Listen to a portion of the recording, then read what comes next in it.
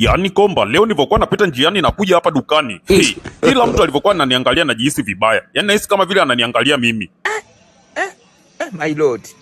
I wonder. Ase, mbona kawaida Kimaro? Wewe naye mbona unakuwa kama mshamba ndo umetoka kijijini leo? Unataka watu waangalie nini? Kuku na ng'ombe? Wewe vipi? Wewe si binadamu.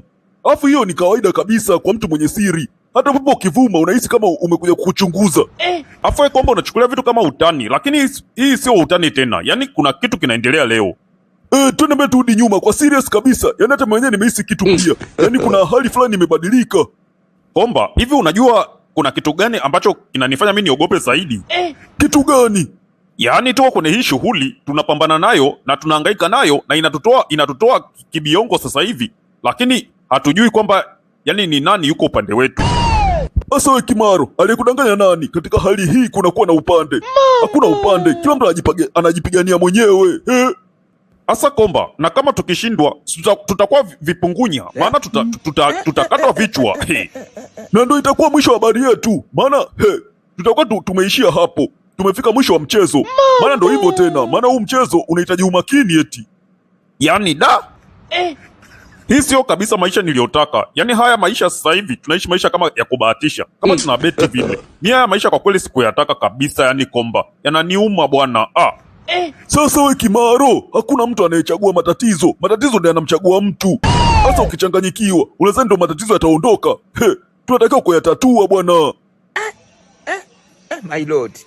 I wonder. Lakini basi kama leo ni mwisho wetu, basi nipatie soda ya bure. Sitaki kufa na kiu mie. Nipete na kasoda kabaridi. God have mercy upon us. Wetin be this? Wetin be this?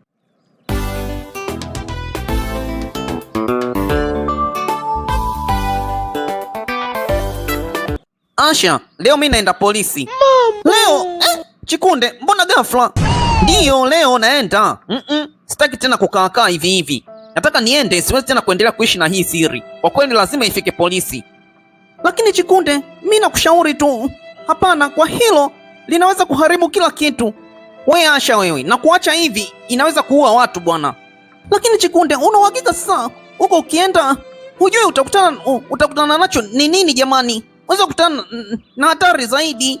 Mpaka sasa nimeshachoka Asha. Sitaki tena kusubiri wala kungojea, niko tayari. Haya Chikunde, mimi nakuombea tu uwe salama, ila kuwa pia makini.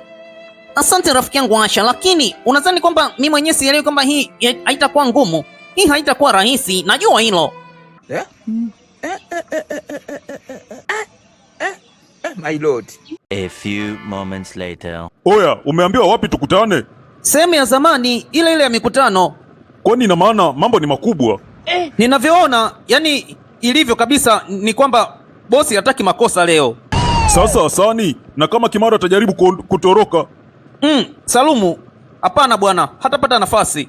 Sawa, kwa upande wa huyo tunaweza tukasema hivyo. Je, na huyu Komba? Huyo Komba sasa ndiye sababu ya yote haya. Kwa hiyo unataka kuniambia Hasani kwamba hata Komba naye ataondolewa leo? Yaani na yeye wanamuondoa? Ndiyo ninachokiona hicho. Yaani inawezekana, sina uhakika sana, lakini naona ndio itakuwa hivyo. Aisee, Sherashidi, nimepata taarifa mpya. Taarifa gani? Kuna mtu Sherashidi anathubutu kuelekea polisi. Ni nani huyo? Bado haijathibitishwa vizuri. Kwa mtu aliyenipa taarifa hajaniambia kitu kilichonyoka vizuri, lakini inavyoonesha inasemekana kwamba yuko karibu sana na Kimaro. Ni nani huyo? Hiyo ni hatari sana mchungaji Danieli. Ndio maana nikasema kwamba nikwambie mapema ili jambo tulitafakari na kulidadavua vizuri, maana inaweza kuharibu kila kitu. Yani hapa tufanye tu juu chini mchungaji. Yani tusilete masihara kwenye hiki kitu. Na basi lazima tuharakishe kidogo. Bila shaka Sherashidi, usijali kwenye hilo. Lazima litaenda vizuri tu, na naamini hivyo. Leo kila kitu kitaamuliwa, lazima tuweke mambo sawa.